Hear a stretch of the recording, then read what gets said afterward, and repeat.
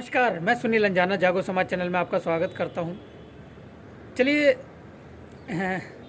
कुछ लोग जो है वो कमेंट करते हैं। देखिए, जैसे हम वीडियो डालते हैं भगवान वाल्मीकि मंदिर को लेकर, उनके आश्रम को लेकर और वाल्मीकि समाज की बात को लेकर कुछ लोग कमेंट भी करते हैं और ज़्यादातर ये करते हैं, आप वाल्मीकि जी का प्रचार करते हो और मंदिरों को दिखाते हो, ये तो वाल्मीकि जो है वो ब्राह्मण थे। तो मैं उनकी बात का जो है ये खंडन करना चाहता हूँ। सबसे पहले तो सबसे निचले पायदान पर जो खड़ा है वो आज वाल्मीकि समाज है, क्योंकि शिक्षित होकर भी इन लोगों के साथ इनको हक नहीं मिलता, इनको अधिकार नहीं मिलता। इसलिए ये सबसे निचले पायदान का जो है ये समाज है और इसके लिए हम जो है तत्पर लड़ रहे हैं। ये वाल्मीकि जाति जो है भगवान वाल्मीकि जी को अपना इष्ट मानती है, अपने उनकी अंदर उनकी आस्था है। बाकी लोगों ने प्रयास किया था उनको ब्राह्मण बताकर और उनको जागरूक करने के लिए। आप सभी को पता है, जिसने वाल्मीकि जी का विरोध किया, ये लोग जो है उनकी बात को सुनते ही नहीं है। तो हम ऐसी गलती नहीं कर सकते, क्योंकि भगवान वाल्मीकि जी का इतिहास एक अपना है।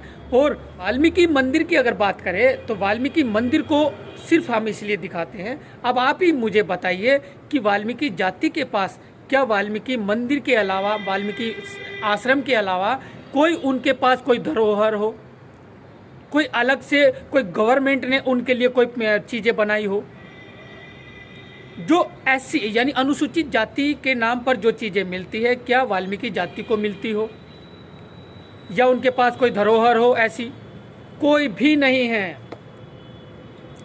जो बाबा साहब के भवन बनाए जाते हैं बाबा साहब के नाम से, जैसे अंबेडकर भवन, डॉक्टर भीमराव अंबेडकर संस्थान बनाए जाते हैं, क्या उनके अंदर वाल्मीकि जाति या और अन्य जाति जो एससी डिपार्टमेंट में आते हैं, अनुसूचित जाति में आते हैं, क्या वो लोग उस संस्थान के या उस भवन के क्या सदस्य हैं? क्या उनकी सदस्यता उसमें है? क्या वो केयर टेकर है? क्या वो कमेटी में सदस्य या मेंबर बनाए गए हैं? आपको कहीं भी नहीं मिलेंगे।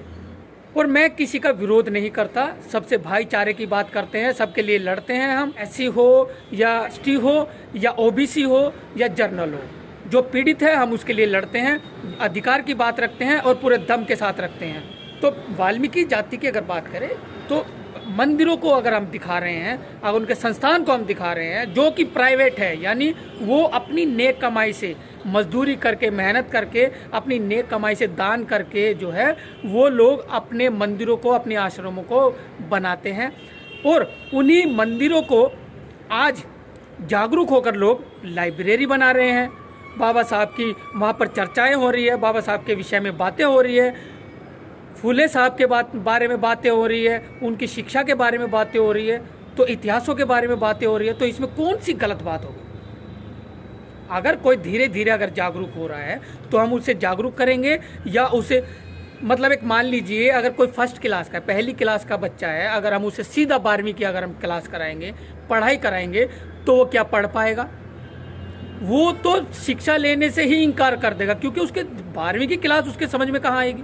वाल्मीकि जी तो ब्राह्मण है, फलाना ब्राह्मण है, वो डिकड़ा मनुवादी है। देखिए, आप लोग जागरूक हो चुके हो, आप लोगों ने वो स्टडी कर लिया, पढ़ाई कर ली, हम लोग भी अभी सीख रहे हैं, अभी पढ़ाई कर रहे हैं। तो अपने लोगों को हम धीरे धीरे जो है वो अभी बता रहे हैं, जागरूक कर रहे हैं। अभी तो हम वाल्मीकि जाति अभी तो जागरूक होनी शुरू हुई है 2-4 साल से। आप अभी कह रहे हो कि उनको सीधा PhD करा दो, तो भैया ये तो हमसे तो होगा नहीं। आप कर सकते हो तो आप कर लो। आप लोगों ने प्रयास भी किया था, कैसे पंजाब में भी पीछे लग गए थे लोग। जैसे वाल्मीकि भगवान के बारे में आप कुछ कहते हैं, उनके इतिहास के बारे में आप छेड़छाड़ करते हैं, तो भैया ऐसा हम तो कर नहीं सकते, क्योंकि वाल्मीकि समाज जो एक सच्चा, सुच्चा और ईमानदार समाज है, ये ना किसी के साथ दगा करता है और ना ही शायद करेगा, ये हम आशा करते हैं।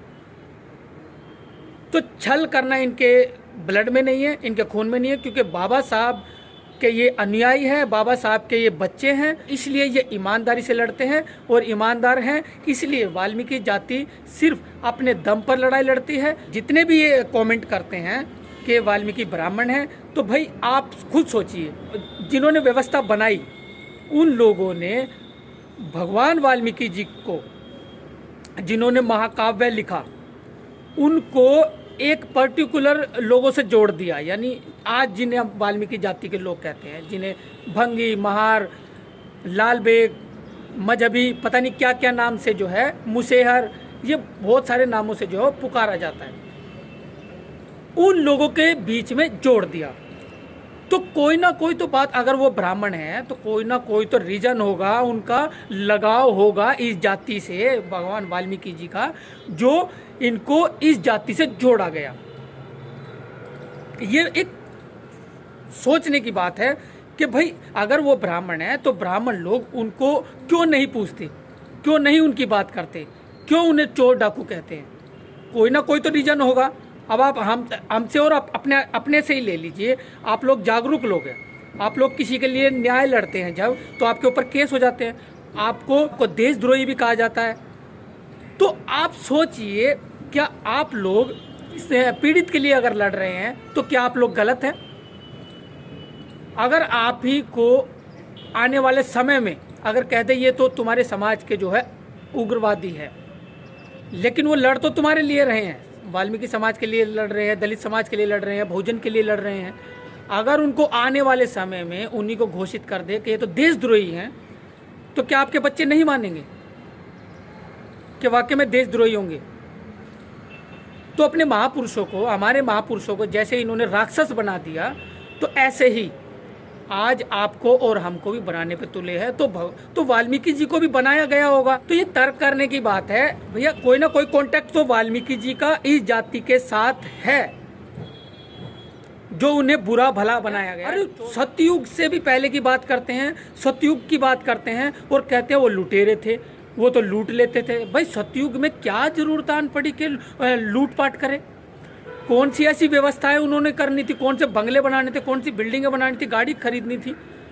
हैं जो उन्होंने चोरी डकैती करना शुरू कर दिया। पहले के लोग तो 80 के आप दशक की बात कर लो, 70 दशक की आप बात कर लो, आप अगर कहीं काम धंधा ढूंढने जाते हैं किसी और शहर में, गाँव में, तो वहाँ के लोग अगर आपने बता दिया मैं फलानी जाति से हूँ, आपका भाई हूँ, तो आपको ज़मीनें तक दे दी उन्होंने, क्या आप यहाँ पर रहो, यहीं बसो। ऐसा हुआ है। तो जब उन्होंने अपनी ज़मीनों में से निकाल कर, अपने हक की ज़मीनों में से निकाल कर आपको टुकड़ा दे दिया कि आप यहाँ पर रहो और कोई बात नहीं, खाने पीने की कोई दिक्कत नहीं है, हम 12-15 जनों का खाना रोज़ घर पे बनता है। पहले लोग सब इकट्ठे होकर खाते थे, तो पूरा परिवार, तो 12-15 लोगों को खाना एक ही जगह बनता था, 20-20 लोगों को खाना एक ही जगह बनता था। तो भाई एक आपका भी परिवार आ जाएगा, कोई भी प्रॉब्लम नहीं, ऐसे चलता था। तो अब सतयुग की बात करते हो यार, लूटपाट करते थे वाल्मीकि जी, वो चोर लुटेरे थे। तो ये तो सोचने की बात है। आप लोग तर्क करिए, देखिए सच्चाई को बताइए, उसको छुपाकर, उनके इतिहास को छुपाकर उनको गुमराह ना करें। और अब ऐसा नहीं है, अब वाल्मीकि जाति के लोग जाग चुके हैं और अब ये अपने हक की बात करने लगे, अपने अधिकार की बात करने लगे हैं। और आने वाला समय, महाकाव्य में भी लिखा है कि आने वाला राज तुम्हारा ही होगा। इसी के साथ जय वाल्मीकि, जय भीम, सादर प्रणाम।